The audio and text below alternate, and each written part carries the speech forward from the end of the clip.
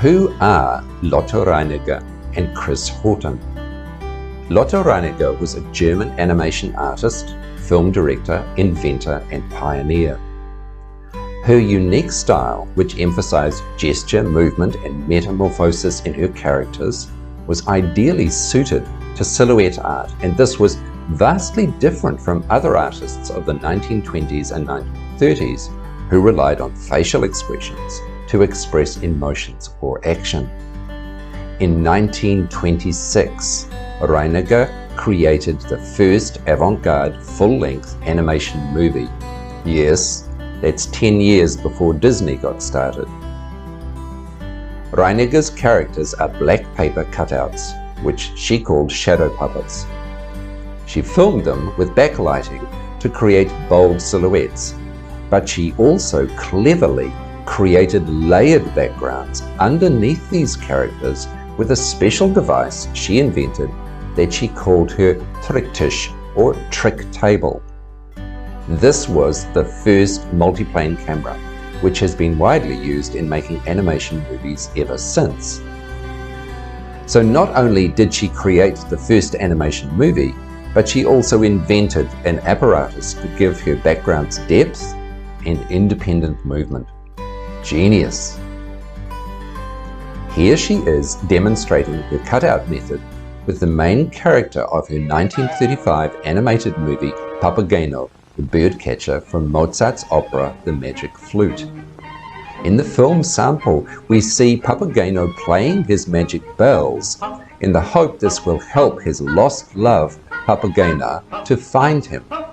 The magic works and the couple are happily reunited.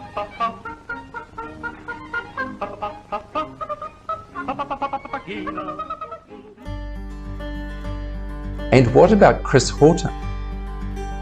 I have been using his children's books with my students for years. Chris Haughton writes with an engaging style that young children enjoy and creates fabulously simple and expressive collages that can inspire art students. Here he is demonstrating his collage technique for creating one of the characters from the story, Shh, We Have a Plan. Notice how he creates his character through a combination of tearing the paper, cutting the paper, and using a marker pen. Also notice, like Lotte Reiniger, how he creates each part of the character separately, creating the head, hat, arms, legs, hands, eyes, and nose separately so that he can improvise until he finds just the right gesture to express the movement or action he wants. Notice too that just as Lotte Reiniger did, Chris Haughton uses a simple layered background behind his characters in contrasting tones and colors. Now let's make our own. For my demonstration collage, I first thought about the characters I want to use or invent. These could be real characters, imaginary characters, or well-known characters from movies, books, or games. In my case, I've imagined a simple meeting between the well-known character Pinocchio and one of my favorite water birds, the pied stilt or poaka, although it will be mainly black in my version, not black and white. Then we need to think of the setting for our action. For my collage, I'm using the landscape of my childhood, which is a shallow tidal bay in Auckland, New Zealand, because that is where I watched poaka wading in the tidal shallows. I imagine Pinocchio wading into the shallow water to meet this bird to check out its long nose. My background layers show a blue sky, and I will use the same color blue for the surface of the water, a puffy cloud in the sky, a small hill, trees and houses on the horizon, and the edge of the bay is surrounded in mangrove bushes. My background will also include an underwater view of my character's legs, and I'm using a slightly darker blue for this underwater part. You can see that I did a little research online to find pictures that I could use or adapt.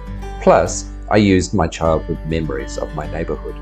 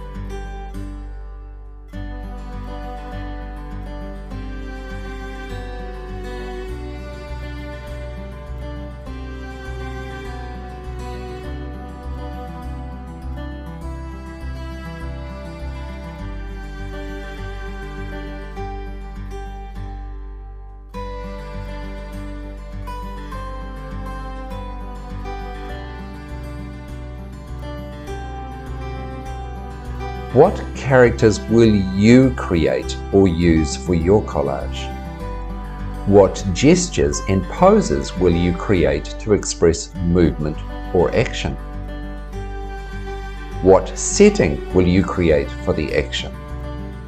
And how will you show this as pale layers in the background behind your silhouette characters?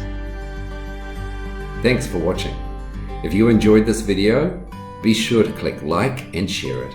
If you want to see more short videos with art tips, art projects and lesson ideas, please subscribe to my channel, Rob the Art Teacher.